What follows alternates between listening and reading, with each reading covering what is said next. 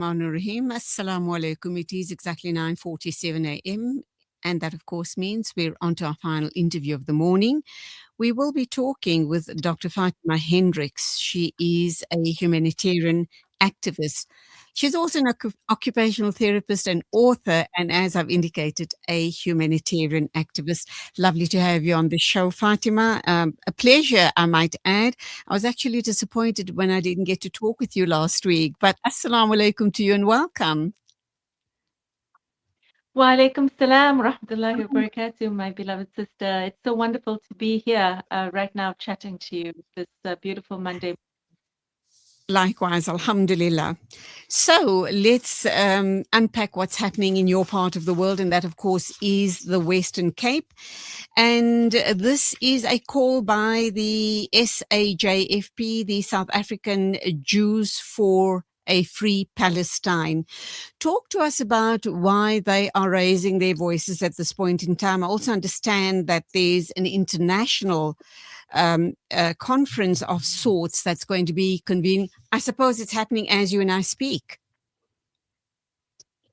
Yes, so there is the 76th annual ICA conference that's happening in Cape Town right now between the 4th and the 6th of June at the Cape Town International Convention Center. And it's a communication conference that is talking about inequalities in context. And it's really one of the largest global gatherings for communication scholars, for practitioners, for students, for academics worldwide. On Saturday, however, on the 5th of June, several Palestinian solidarity organizations protested outside the CTICC where the conference was held. And really, the crux of the matter is that there are around 50, just over 50 apartheid Israeli academics attending this particular conference. And we really wanted to make voice about what this actually means. And I mean, it's really disturbing for us because we have the ICJ case. We have clear declarations about genocide from the UN High Commissioner for Human Rights. We are very clear about the occupation of Palestine through a South African lens of an anti-apartheid struggle. And we are very clear that this occupation is illegal under international law. So it was really shocking to us that 50 academics come to the conference as if nothing has happened. A few of the flotilla activists were there. They've just returned on the 18th of May, after being intercepted and soldiers who said, you want to take us to court, we'll show you. And there were 67 flotilla participants that needed hospitalization, and 36 had bone fractures. So I mean, this is really up close and personal for South Africans as well in terms of the brutality of the IOF. And we know how the IOF is complicit. The whole infrastructure of the academic and military complex in the apartheid entity of Israel are so entangled. So it really was very alarming that these academics were able to just attend the conference without any explicit clarification on their positionality. So Um, I'm kind of yeah. thinking about, where South Africa has taken Israel to the ICJ. That was an act by our government. Do you not believe that our government should have intervened and not allow these people to come into the country? Your thoughts?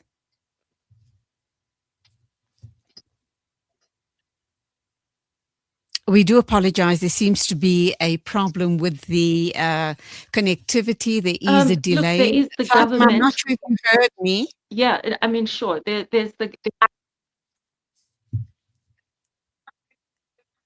I did hear you. I did hear you. Um, Thank you. There is the government role around the issuing of visas. But there's also this, this granular level around our own, you know, the academics that are actually organizing these conferences actually are suspending their moral judgment. And I mean, here we have, we all, a lot of us are familiar with the work of Hannah Arendt, who speaks about the banality of evil and how, like, ordinary people actually engage in these systems of oppression, by suspending their moral judgment. And we see this where, academic institutions and these big conference organizers, exhibit complicity in allowing these academics to participate in these conferences. And this is particularly worrying because this conference is about communication and media. And we know how communication and media is being used to justify the genocide and actually instruments of the genocide. And I mean, when we talk about the Israeli universities itself, I mean, they are an integral part of the settler colonial project.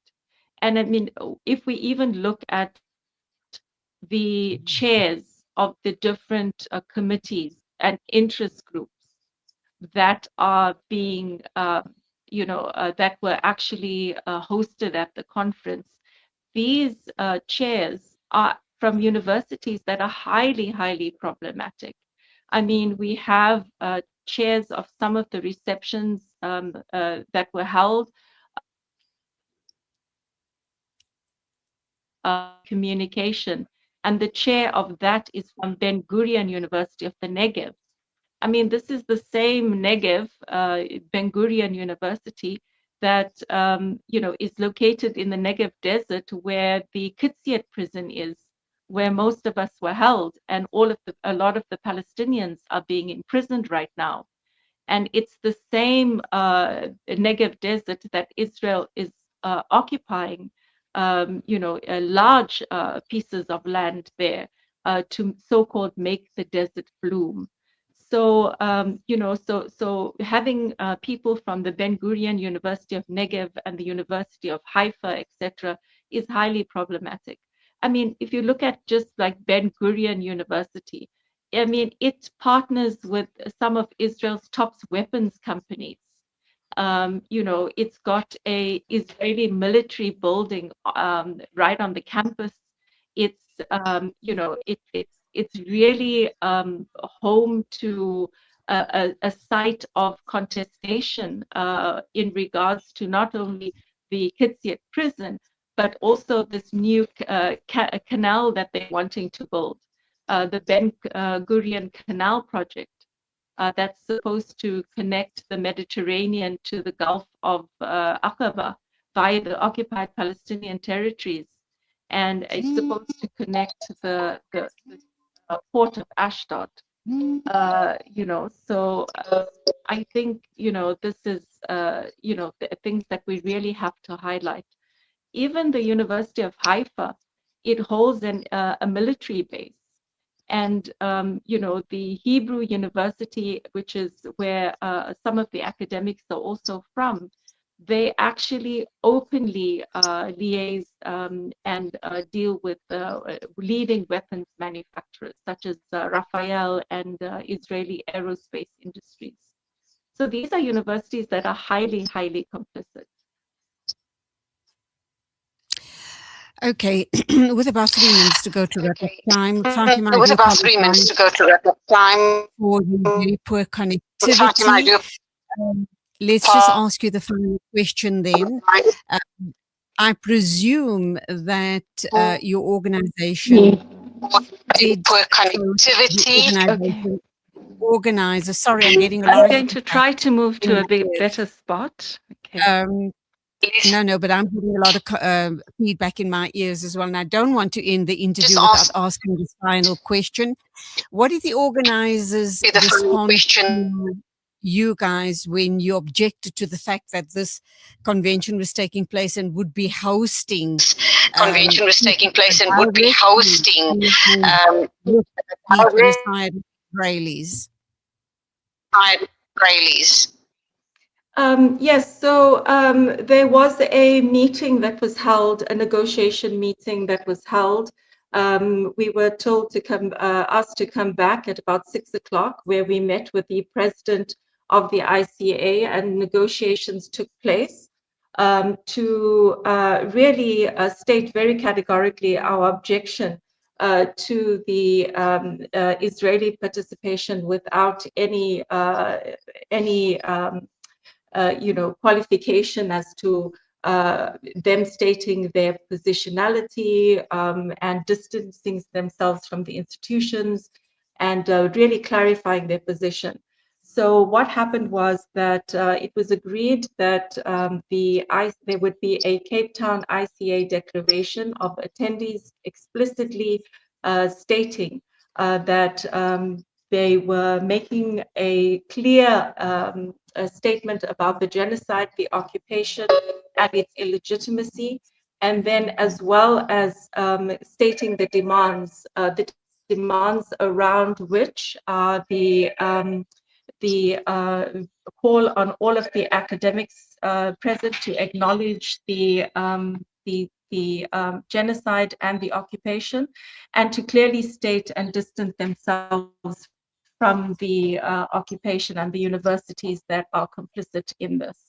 So a subsequent panel was held where we were invited in yesterday on that Sunday to the conference, and it was basically we were given a really robust opportunity to express our views with the participants that were at the conference, as well as the activists that were attending, and we also engaged again with the president of the ICA.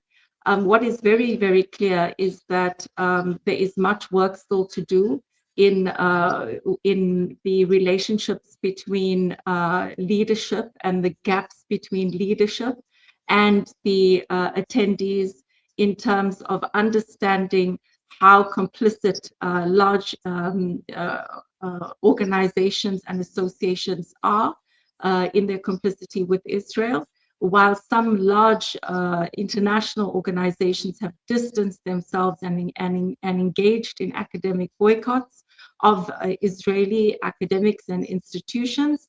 To a large extent, there are still many associations that continue their relationships with the apartheid state of Israel. And we really have to push for academic boycotts, which really have been very effective in South Africa.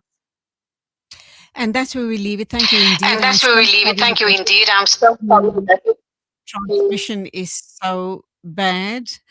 But inshallah, till the next time, continue the amazing work, and assalamu alaikum to you. It's just gone 1 after 10 o'clock, and that means I've got to wrap up for today. Thank you indeed for your watching. Thank you for your company. And till tomorrow morning at 11 o'clock on the mid-morning show, I bid you farewell. Take care on the roads. Khud Hafiz. Soweto, it's time to stand together for justice, peace, and solidarity. Join us for the annual Soweto Walk for Gaza, taking place on Saturday, the 20th of June at 7:30 a.m. The walk will begin at the historic Regina Mundi Church and proceed to the monumentous Dlamini Mosque, bringing together people of all faiths, backgrounds, and communities in a powerful show of unity and support. Bring your family, friends, and fellow residents as we walk together for a common cause. Let your voice be heard and your presence counted. That's the annual Soweto Walk for Gaza, Saturday the 20th of June at 7:30 in the morning, starting at Regina Mundi Church and ending at Dlamini Mosque. Together we walk, together we stand, together we show solidarity.